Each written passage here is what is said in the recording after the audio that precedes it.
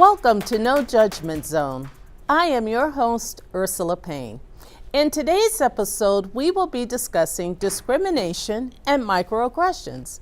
To define the term microaggression, it is a statement, action, or incident regarded as an indirect, subtle, or unintentional discrimination against members of a marginalized group, such as a racial or ethnic minority. To learn more through the students' perspectives, let's toss it to Josh Vandermark and Marissa Mastrangelo to hear more. Welcome back to On the Spot with Josh. My name is Joshua Vandermark, and today we'll be asking students anonymously here at the Quad about discrimination and microaggressions. So a microaggression I have is that people who ask me where I'm from, I feel a little bit uncomfortable when they say that, even though it's like a kind of common question, but I just feel like that's a little awkward sometimes for me. One time I experienced discrimination it wasn't me directly, but my friend who I play hockey with, he was African American, and he ended up getting called some discriminatory names that I should not mention, but that was one time that I experienced discrimination. So an experience that I had about discrimination is I actually have ADHD, and back in high school I had a lot of teachers who looked down on me, and I was actually in all honors courses, but had a couple teachers told me that I wouldn't be anything in life because I couldn't focus, and I was hyper, but made it through high school with a 4.2 GPA, and here we are now. So I personally haven't had any microaggression experience on campus. However, one of my professors walked into class one day and had said he got catcalled in the parking lot for what he was wearing, and that really upset me. And so I know it happens, but I personally haven't had an experience with it. Thank you. Well, one time in class, there was this one person that they weren't from the U.S., and then somebody's like, oh, wow, you speak really good English from not being from the U.S. And I was like, why would you say something like that? That's not something you want to say. And I work in the automotive industry, so sometimes I hear people say stuff that they shouldn't say out loud, and then I'm wondering if the customer would hear it. But sometimes it's just it's stuff that you shouldn't say, and stuff that you do say, but you're like, oh, I don't think anyone's going to be bothered by it, but they are, and then eventually you're going to get in trouble for it. So I say that people need to stop with the microaggressions, because they may think that it's not hurting anyone, but it actually is. Slippery Rock as a whole doesn't, for me personally, being an African American male, I haven't faced any discrimination or any racism or anything like that. So as a whole, I think as a community we're doing okay. It can be better, but as a whole, everything's good around here. All right, NJZ. For the next part of this segment, I wanted to talk to some students here at Slippery Rock who have also experienced microaggressions and discrimination, and I wanted to hear it from their perspective. I'm here today with Claudie and Oakley, and they're going to give a little more about themselves really quick. So I use she, they pronouns, and then I use the name Oakley, or I also use my birth name Annie. I like both of them. I am a senior in Parks and Resource Management. Hi, I am Cloudy. I use she, her pronouns. I am a freshman, and I am a graphic design major. Our episode today is about microaggression and discrimination, and we really want to get to know students here on campus and more about their experiences. So could each of you tell me about an experience about microaggression or a time you've experienced discrimination? Yeah. Okay, so something that I like to do that's part of my identity is I will use makeup to put mustaches and beards on, and that's just how I like to express myself. And one time I went to G Hill with a mustache on, and I forget the outfit I was wearing at the time. I don't know if it was a kind of feminine or androgynous outfit. I don't remember, but either way, wore my mustache out to G Hill, and a guy tapped me on the shoulder and he asked me point blank, "Can I make out with you?" And I literally had no idea what to say, so I was just huh?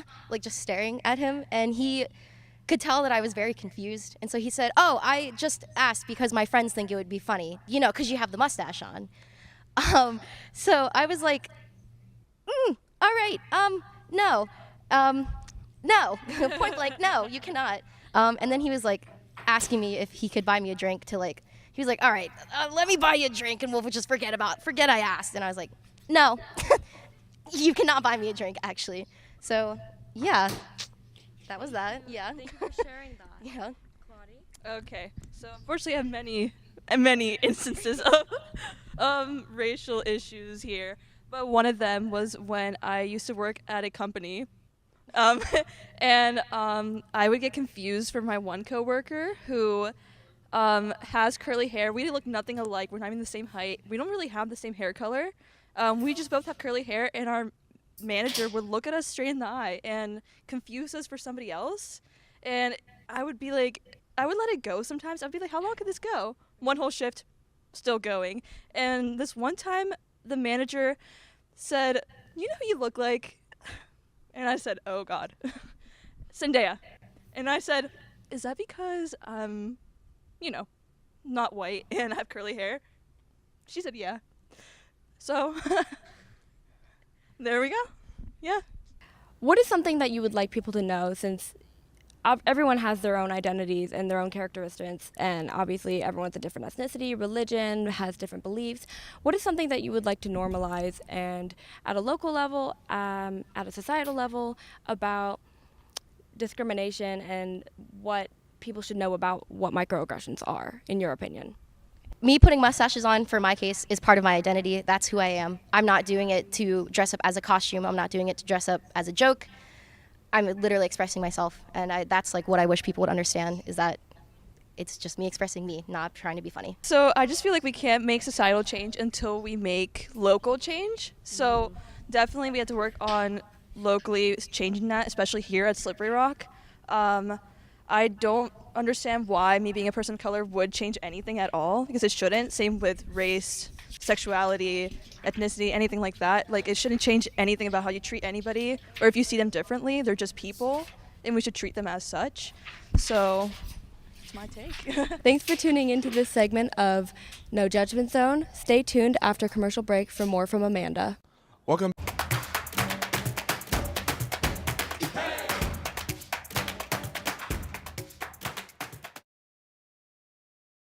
Do you remember when you were told not to play with fire? You were told to be quiet. When they said caring wasn't in your generation's DNA. When they said stop playing with toys. Do you remember when they said stop dreaming? At Slippery Rock, we inspire the dreams, the noise, the caring to challenge you to be your best. Now and in the future, Slippery Rock University. Experience the difference. Do you remember when you were told to sit still? Walk, don't run. Don't sit too close to the screen. Don't touch that. Color inside the lines. At Slippery Rock, we inspire the motion, the music, and the moments of challenge that allow you to be your best, now and in the future. Slippery Rock University. Experience the difference.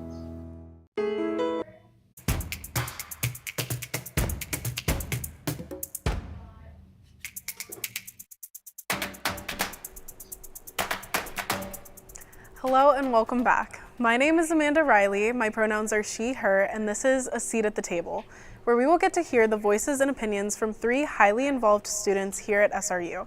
Today we will be covering the topic at hand, discrimination and microaggressions. To start off, could everyone please state their names, pronouns, and class rank? Hello, my name is Adriana Chambers. My pronouns are she, her, and my class is junior. I'm Joshua Peters. My pronouns are he, him, and I'm a junior. Hello, my name is Nia Gass. My pronouns are she, her, and I'm a graduate student. We are so happy to have you here for this open discussion. We will be diving deeper into these topics, and we want to create an open and safe space for each of you to voice your experiences and opinions. To start off the discussion, do you think the community of Slippery Rock is accepting of the diversity that comes with living in a college town? Or do you feel that you have to hold back from displaying your diversity to the fullest due to underlying discrimination? For me personally, as time went on, Slippery Rock has progressed, but it can be better. When I started off as a freshman, I feel like I was holding back a little bit being as liberal, just because, this is a new surrounding. I don't know what I'm really getting myself into. But now that I've matured, I've pretty much, accepted who I am as a black woman in society. I can't exactly answer the second part of the question, but as far as the first part and about Slippery Rock necessarily being accepting of a town, it's hard for me to say like yes when I think about like some of the incidents that occurred like last year during Black History Month, namely the Zoom bombings that occurred at various campus events that were involved with Black History Month. And I think that there's still some steps that still need to be made on a lot of parties' ends to kind of prevent that kind of behavior on campus. As a college, I think Slippery Rock is doing a pretty good job when events occur that attack or go against a certain group. They kind of right away try to solve the problem. As a college town, it's hard to answer that question because I don't think we necessarily are involved too much with the people in the town. I honestly forget sometimes that there are people who do not attend a school that live around here, but there's never a big problem between the people that live in Slippery Rock as regular residents and those who are school residents. So I think the college town is pretty accepting that there are people who are going to come in and look different than them, and they're going to see them on a regular basis. As the bubble of like SRU as a university, I feel that it's been pretty accepting and I haven't faced any real like true discrimination. But I do have a friend that when they have gone out into the town, they use they, them pronouns and sometimes dress like a little bit more androgynous. And whenever they go out, they have had experiences that were really poor responses from townies, to call them. So I do feel really bad in those situations because they shouldn't have to deal with that. But yeah. So as we saw in On the Spot with Josh, a number of students here at SRU have experienced microaggressions. The word micro in microaggressions does not mean that the act or comment cannot have a big effect on the individual. However, the individual who made the comment might not have had any intent or knowledge of the impact behind their words. How can one address a microaggression when it is said to inform the party of the biases and impact their statement might have? So I've never really witnessed a microaggression necessarily towards me, like they've never said it to my face, but it's been said in the area I've been in. And I'm not really a confrontational person.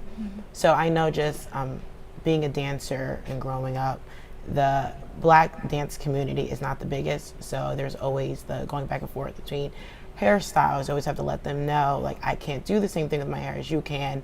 And there has been comments before that, well, you need to just do what you need to do with your hair and I'll do what I need to do with mine.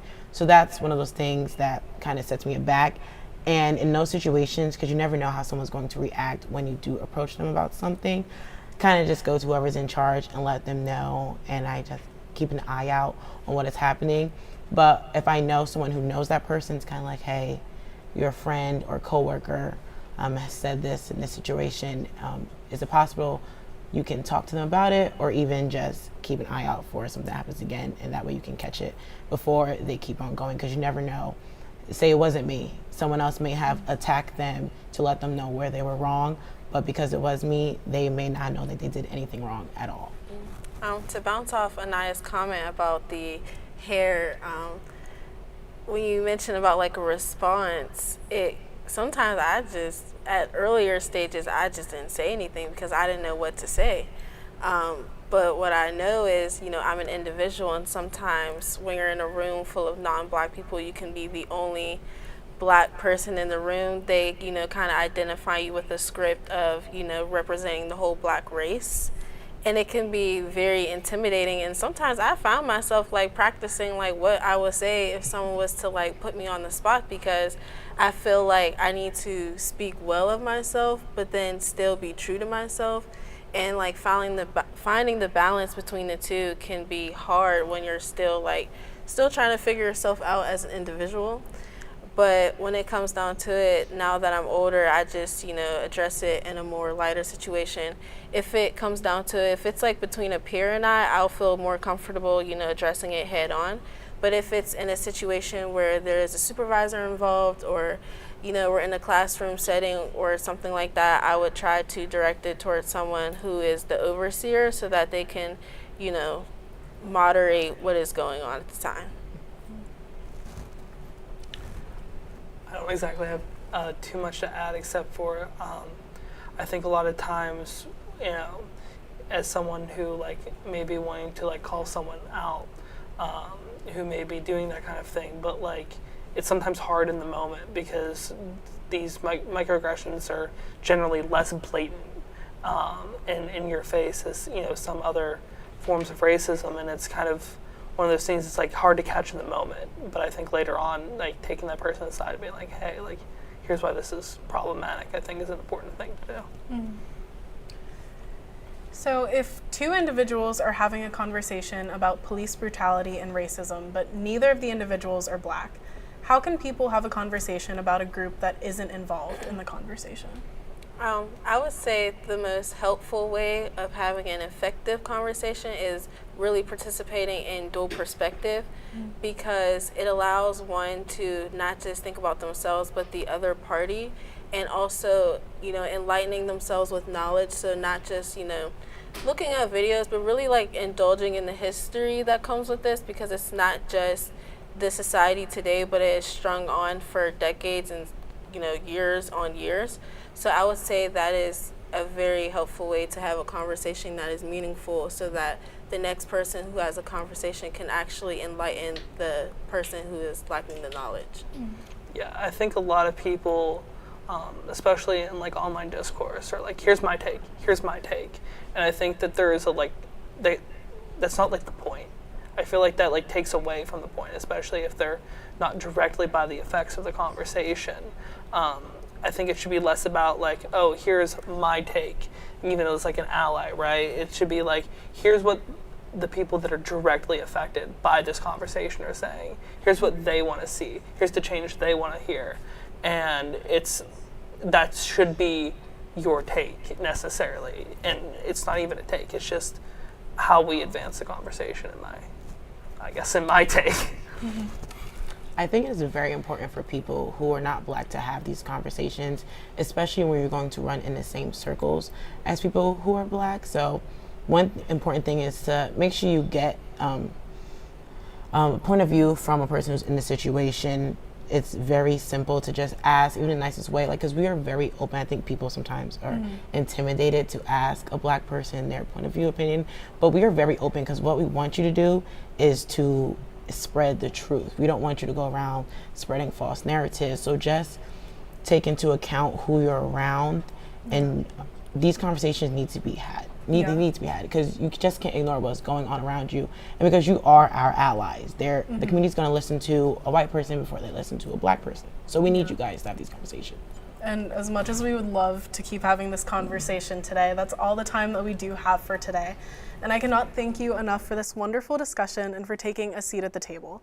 Stay tuned after the commercial break for the one-on-one, where we will hear an expert's opinion on discrimination and microaggressions.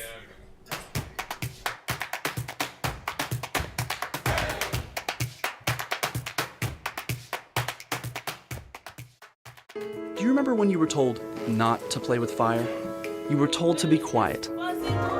When they said caring wasn't in your generation's DNA. When they said stop playing with toys. Do you remember when they said stop dreaming?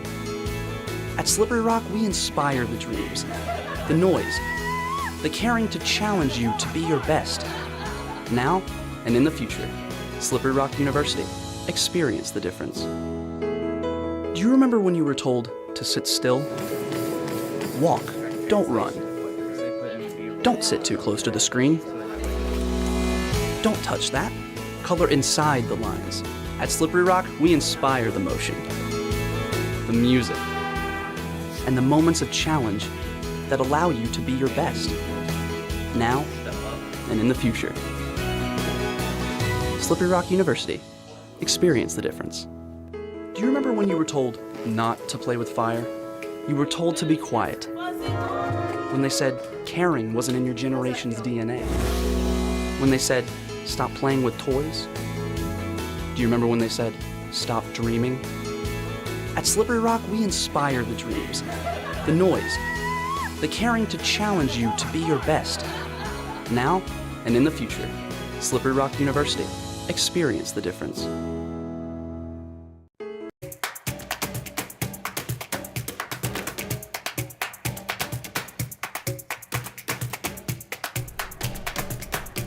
Hello SRU and welcome to One on One. Today we have our very own Ursula Payne with us. Ursula is a graduate from Ohio State University with specializations in performance and direction from Lebanon Nation SCORE. Welcome to the show and thank you for joining us. Hi, it's great to be here. So let's jump right into it, Ursula. What is the difference? What's the difference between discrimination and microaggressions? And if you could define discrimination for us, that would be awesome. Okay. Well, when I think about defining discrimination, I often think about the equal employment definition of discrimination, and it is just simply to discriminate against somebody means that you're treating others differently, right? And so it's it can materialize as unfair treatment. It can materialize about discriminating against people because of their race, because of their abilities, their religion, gender, their sexual orientation. And so I think about those definitions. And I also think about it in that way because I work on a college campus, and part of the goal is to guide students, and not just students, but also ourselves towards being able to work in environments, right? To be able to go into the workplace and interact with each other in ways, right, that one that build community. We talk about that all the time. We talk about what it means to establish relationships with each other. And part of being able to do that in a meaningful and effective way is about being, having an understanding of our cultural competence, right? And also developing that. And so when I think about discrimination, and I also, and how kind of microaggressions emerge from that, I think about kind of those things. Mm-hmm. What would you say the major differences are? Because I know when people think of discrimination, it's usually more out in the open. And when people think of microaggressions, maybe they don't even know that they're doing it. So. Well, I think you just said it, right? So I think with discrimination, I think one way that I like to tease out the difference, right? Because the lines can be really blurred, is with discrimination, I think more about the systems, right? I think about it on a systemic level and also on an institutional level. And so how that is built in kind of to the framework of how organizations operate. Okay, and so are there discriminatory practices that happen, right, that are against certain groups of people, or that consistently marginalize people? When I think about microaggressions, I think about that as it's symptomatic, right, of what happens in terms of discrimination, but microaggressions are things that happen in the communication. Right, so it happens in those interpersonal type of relational, day-to-day interactions that we have with one another, be them informal situations, kind of just passing, or be them in a formal situation where you're in a meeting. Okay, you could be in a work meeting with colleagues or a meeting with your classmates, working on a class project, and then all of a sudden some type of microaggression will land. Yeah, I think something else that ties into that is the difference between cultural appropriation and a cultural appreciation. Could you speak more to that? Sure. So when I think about cultural appropriation, I think of that as being when you're adopting kind of the essences, right, of a particular culture, but not really understanding the history or the context, okay, of those things that you call yourself adopting, and you're not really giving credit, right, to where it's coming from. So it's also about like how are you citing kind of what you're absorbing, right? And then when I think about what was the other one that you just said? Appropriation and appreciation. Yeah. Okay. So appreciation. So yeah. Appreciation. Yes, you're appreciating what other cultures, right, are kind of have to bring to the table.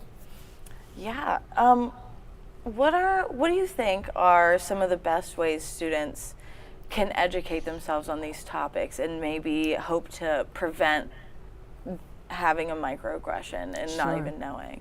Well, I think conversations, right? I think the more we allow ourselves to be in community with each other and also conversating with each other, we are able to challenge each other, right? We're able to have dialogue, to challenge each other, how we're talking about things, and that also leads to a greater awareness, right? Because we have a responsibility to transform, right? To change, to adapt, to learn, and to build upon to build upon history, but also to move forward and to move forward and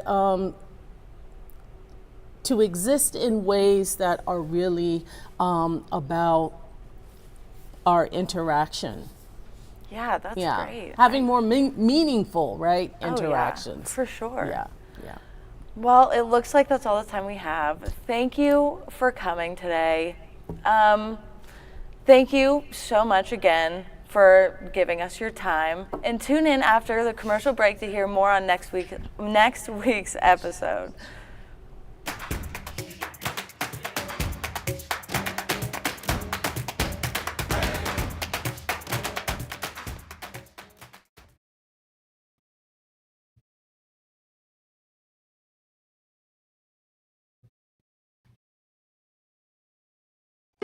Do you remember when you were told to put away your toys? Don't climb on that. Don't write on the walls. Go easy on the makeup. Do you remember when you were told to mind your own business and wait your turn? At Slippery Rock, we inspire the heights, the color, the caring for each other to challenge you to be your best. Now and in the future, Slippery Rock University. Experience the difference. Do you remember when you were told not to play with fire? You were told to be quiet. When they said caring wasn't in your generation's DNA. When they said stop playing with toys. Do you remember when they said stop dreaming? At Slippery Rock, we inspire the dreams, the noise, the caring to challenge you to be your best. Now and in the future, Slippery Rock University. Experience the difference.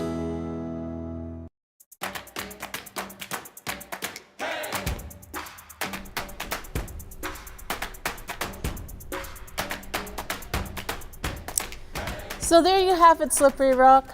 Thank you for tuning in to this episode of No Judgment Zone. Please make sure to tune in again next Tuesday, April 19th at 5:30 on WSRU-TV's YouTube for another episode, where we'll be discussing DEI resources here at SRU. Take care.